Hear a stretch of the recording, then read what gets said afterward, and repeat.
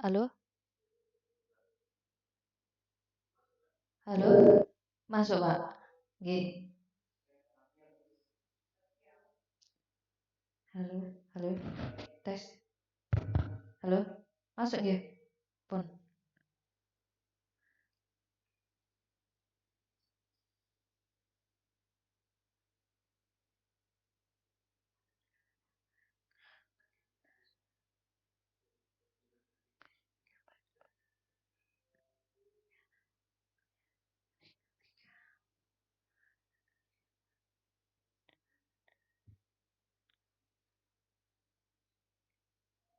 Halo? Halo? Masuk. Nggih.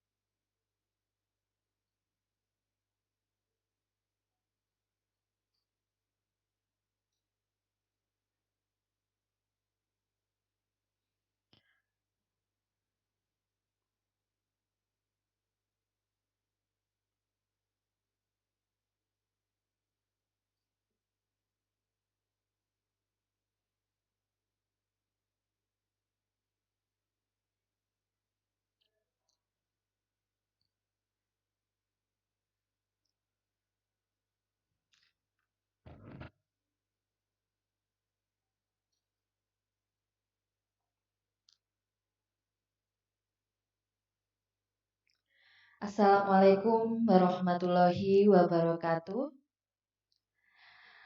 Bagaimana anak-anakku semua kabar kalian hari ini? Semoga selalu diberikan kesehatan untuk kita semua pada hari ini hingga dapat melakukan kegiatan MOPDB hari ketiga dengan keadaan sehat walafiat. Saya ucapkan selamat datang untuk siswa-siswi baru di SMP Negeri 20 tahun pelajaran 2020-2021.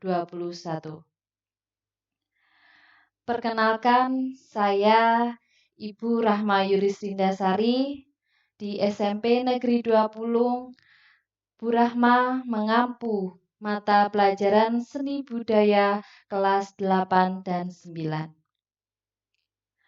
Baik anak-anak, mengingat kondisi sekarang masih bisa dikatakan masa pandemi COVID-19, mari kita harus tetap mematuhi protokol kesehatan dengan 5M, menjaga jarak, mencuci tangan dengan sabun, memakai masker, menghindari kerumunan, dan membatasi interaksi.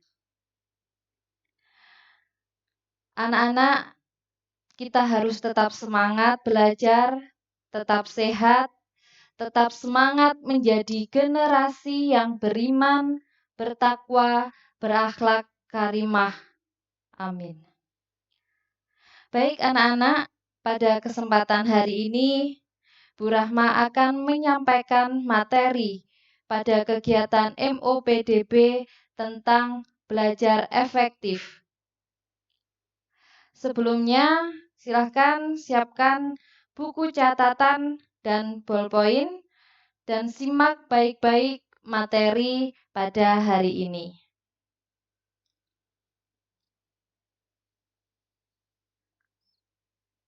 Baik, kita mulai materi hari ini yaitu tentang belajar efektif, yaitu ada 8 belajar efektif dalam masa pandemi pada saat ini anak-anak. Belajar yang efektif adalah proses belajar mengajar yang berhasil dan proses pembelajaran itu mampu memberikan pemahaman, kecerdasan, ketekunan, dan kualitas yang baik serta dapat memberikan perubahan perilaku dan dapat diterapkan dalam kehidupan sehari-hari. Dan untuk mencapai belajar yang efektif, anak-anak tentu saja dalam proses belajarnya harus dilakukan dengan baik dan benar. Nah, berikut ini adalah 8 belajar yang efektif, yang baik dan benar yang bisa kita lakukan pada kehidupan sehari-hari. Yang pertama yaitu belajar kelompok. Kedua, rajin membuat catatan intisari pada mata pelajaran. 3. Membuat perencanaan yang baik. 4. Disiplin dalam belajar. 5. Menjadi aktif bertanya dan ditanya. 6. Belajar dengan serius dan tekun. 7. Hindari belajar yang berlebihan. 8. Jujur dalam mengerjakan ulangan dan ujian. Yang pertama yang akan Ibu Rahma bahas yaitu belajar kelompok. Belajar kelompok ini anak-anak dapat menjadi kegiatan belajar yang menyenangkan karena ditemani oleh teman dan berada di rumah sendiri sehingga dapat lebih santai untuk belajar. Namun, sebaiknya anak-anak tetap didampingi oleh orang tua atau kakak, paman, agar menjadi belajar yang menyenangkan. Belajar kelompok ada baiknya mengajak teman yang pandai dan rajin belajar agar tidak pandai jadi ketularan pintar. Namun tetap menjaga protokol kesehatan. Yang kedua, rajin membuat catatan intisari pada pelajaran. Nah, pada bagian-bagian penting dari pelajaran sebaiknya dibuat catatan di kertas atau buku kecil yang dapat dibawa kemana-mana. Sehingga kita dapat membaca catatan tersebut dimanapun kita berada. Yang ketiga, yaitu membuat perencanaan yang baik. Nah, untuk mencapai suatu tujuan biasanya diiringi oleh rencana yang baik. Oleh karena itu, anak-anak ada baiknya kita membuat rencana belajar dan rencana pencapaian nilai untuk mengetahui apakah kegiatan belajar yang kita lakukan telah maksimal atau perlu ditingkatkan. Nah, yang keempat yaitu disiplin dalam belajar. Apabila kita membuat jadwal belajar, maka harus dijalankan dengan baik. Contohnya, seperti belajar tepat waktu dan serius tidak bermain-main. Konsentrasi penuh. Jika waktu makan, mandi, ibadah, dan sebagainya telah tiba, maka jangan ditunda-tunda lagi. Nah, itu adalah disiplin dalam belajar. Itu sangat penting anak-anak ya. Yang kelima, menjadi aktif bertanya dan ditanya. Jika ada hal yang belum jelas dari Bapak Ibu guru, maka tanyakan kepada Bapak Ibu guru mata pelajaran, teman atau orang tua. Jika kita bertanya, biasanya kita ingat akan jawabannya.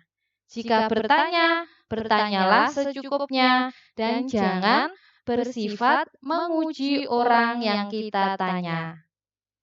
Nah, yang kedua itu tawarkanlah pada teman untuk bertanya kepada kita hal-hal yang belum dia pahami.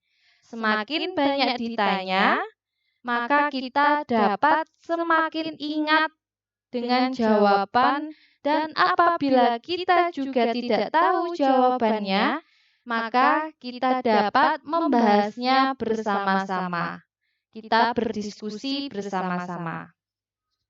Yang keenam, yaitu belajar dengan serius dan tekun.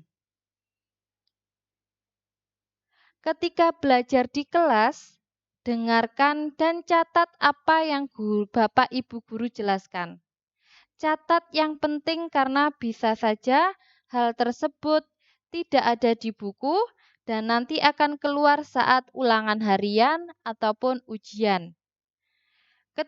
Ketika waktu luang, baca kembali catatan yang telah kalian buat. Dihafalkan sambil dimengerti.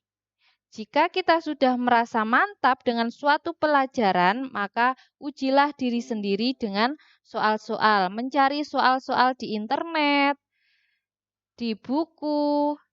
Nah, kita menguji soal-soal tersebut melalui pertanyaan-pertanyaan dalam buku. Setelah soal dikerjakan, periksa lagi jawabannya dengan kunci jawaban. Pelajari kembali soal-soal yang salah dijawab. Misalnya, jika ada soal-soal yang salah dijawab, maka dipelajari lagi, dicari lagi jawabannya hingga jawaban tersebut benar. Yang ketujuh, hindari belajar berlebihan. Jika waktu ujian atau ulangan sudah dekat, biasanya kita akan panik jika belum siap. Jika kita sudah siap dengan materi tersebut, kita pasti tenang karena kita sudah mendapatkan ilmu, karena kita sudah paham dengan mata pelajaran tersebut. Jalan pintas yang sering dilakukan oleh pelajar yang belum siap itu adalah dengan belajar hingga larut malam. Begadang belajarnya. Sebaiknya ketika akan ujian, tetap tidur dengan tepat waktu. Jika bergadang semalaman, akan membawa dampak yang buruk bagi kesehatan kita, terutama bagi kesehatan anak-anak. Ya. Yang kedelapan, yaitu jujur dalam mengerjakan ulangan dan harian. Ulangan harian dan ujian. Nah, pada jujur dalam mengerjakan ulangan dan ujian, hindari mencontek ketika sedang mengerjakan soal ulangan atau ujian. Mencontek dapat membuat sifat kita menjadi curang dan menjadi seorang pembohong. Makanya kita harus belajar jujur. Kebohongan bagaimanapun juga tidak dapat ditutup-tutupi dan cenderung untuk melakukan kebohongan selanjutnya. Anggaplah dengan mencontek pasti akan ketahuan guru dan memiliki masa depan sebagai penjahat apabila kita melakukan kecurangan. Jadi, kita usahakan kita dalam mengerjakan soal ulangan harian maupun ujian, kita usahakan untuk jujur. Karena apa? Karena kita jujur, kita dapat mengukur kemampuan kita, seberapa kita paham dalam materi pembelajaran tersebut. Itu. Baik anak-anak, mungkin itu yang bisa Bu Rahma sampaikan. Cara belajar yang efektif, masih banyak sebetulnya dengan cara-cara belajar yang efektif dan bermacam-macam metode yang dilakukan untuk belajar lebih efektif. Namun, karena keterbatasan waktu, saya sampaikan 8 poin untuk belajar yang efektif untuk anak-anakku semua. Mungkin sampai ini saja yang dapat Bu Rahma sampaikan. Mohon maaf apabila ada salah kata. Wassalamualaikum warahmatullahi wabarakatuh.